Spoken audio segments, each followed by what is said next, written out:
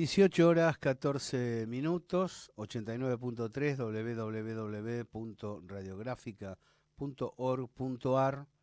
Y vamos a los que nos consultaban, los amigos que sobre todo han señalado por qué las informaciones vertidas en fuentes seguras tienen otro cariz con respecto al planteo de distintos espacios vinculados con la política internacional.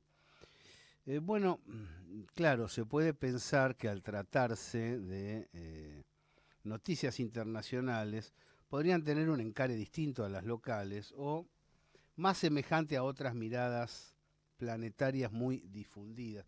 Y no es así. Hay que sentarse un poquito a pensar, ¿no? Acá han confluido dos elementos de los cuales nos hemos precavido. Algo así como decir no pisar la baldosa floja, lindo tango, o no pisar el palito.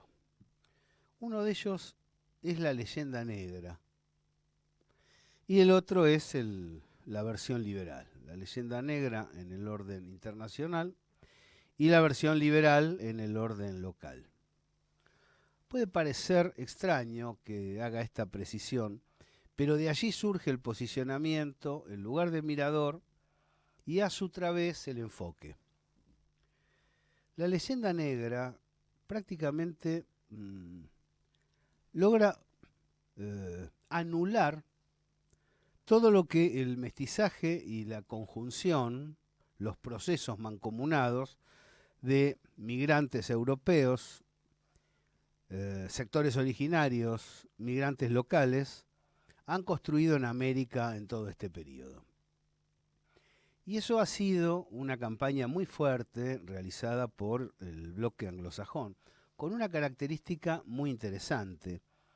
Se deposita sobre lo hispano y sobre lo latino, en el subcontinente, hechos, actitudes y conceptos que ellos han barajado en el norte. Por ejemplo, el trato con las poblaciones originarias, ¿no? A nivel norte, prácticamente destructivo. A nivel sur, obviamente, con violencia, pero canalizado a través del mestizaje. Comprender eso implica también tener una mirada distinta sobre el panorama internacional, aunque resulte difícil aprenderlo. ¿Por qué? Bueno, porque se habla mucho de Occidente frente a Oriente en este periodo en el cual las potencias que fueron subdesarrolladas hoy son emergentes multipolares, pero no siempre se recuerda que esto se plasma una vez que el bloque anglosajón, particularmente Gran Bretaña, y después con la ayuda, el impulso productivo potente de los Estados Unidos, desplaza a España de la hegemonía. Por lo tanto, cuando hablamos de Occidente en este presente, no estamos hablando de un Occidente histórico de tantos siglos hacia atrás. Entonces, al observar que la leyenda negra es equívoca, es intencionada, invierte los términos, uno puede mirar con mejores ojos el accionar de los pueblos latinos y de los pueblos que han surgido de la conjunción de razas y de intereses, en vez de aceptar la versión inglesa de la historia y señalar lo que pasa es que estos occidentales que triunfaron y que han terminado imponiendo el capital financiero en todo su territorio, son más civilizados que los demás. Cuando se observa eso, ya se visualiza de modo distinto el panorama internacional. Y en conjunción emerge la versión liberal. Comprenderán ustedes, nos están escuchando, que el conjunto de los medios toman las dos. Toman la leyenda negra y toman la versión liberal. ¿Qué es la versión liberal? Algo en correlación, ¿no? Libre comercio, deterioro de las manufacturas locales, desprecio de la cultura local y ultravaloración de la migración anglosajona y francesa en detrimento de las mixturas de nuestros propios pueblos y también de la llegada de italianos, de españoles a nuestras tierras.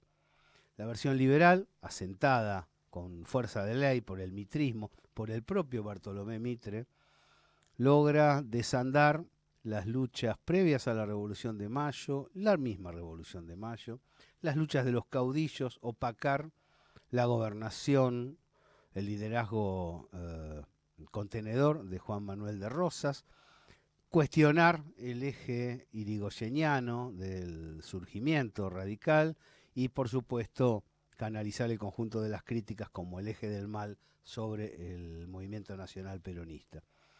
Cuando uno observa que esas dos acciones culturales que han sido desplegadas por los sectores antinacionales sobre nuestras comunidades se desplazan y se imbrican, ahí tiene un perfil que naturalmente da como resultado en la información internacional que Europa y el bloque anglosajón son democráticos, bregan por la libertad de expresión, garantizan los derechos humanos, mientras que los que se oponen a ellos son autocráticos, autoritarios, niegan la libertad de expresión, violan los derechos humanos. Se coloca de ese modo un perfil sobre cada uno de los caracterizados que no guarda relación con el comportamiento concreto que tienen. Por lo tanto, el occidente, del cual se habla, inclusive nosotros hablamos para facilitar el concepto, no es un occidente unívoco, sino que es un occidente en resquebrajamiento. Y esos datos históricos, esas líneas históricas que se desplegaron durante bastante tiempo, tienen influencia en el presente. A partir de allí es interesante trabajar para una eficaz canalización de información internacional sobre las perspectivas, porque no es lo mismo un proyecto en alza que un proyecto en baja, aun cuando en un periodo determinado de la historia aparezcan equilibrados, ¿no?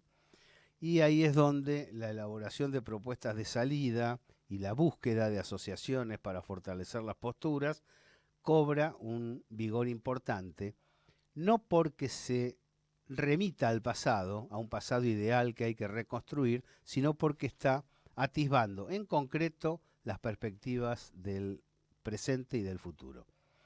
Entonces, el rechazo a la leyenda negra, el rechazo crítico a las falsedades históricas a nivel internacional, al rol del Imperio Británico en el orden mundial y también poner sobre la mesa el rol del Imperio Español en todo ese tramo fundacional, la anulación de la versión liberal en beneficio de un revisionismo pensado, de fondo, y la elaboración de propuestas a futuro que esté relacionado con las posibilidades presentes que se están desplegando, son los tres elementos que permiten observar el planeta de un modo más ecuánime, tener lugar de mirador, nunca olvidar que se lo mira desde el sur, y a partir de allí poder desplegar una lectura, una consideración sobre el presente diferente al conjunto de los medios de comunicación, que a veces saturan con sus malos, con sus buenos, y también con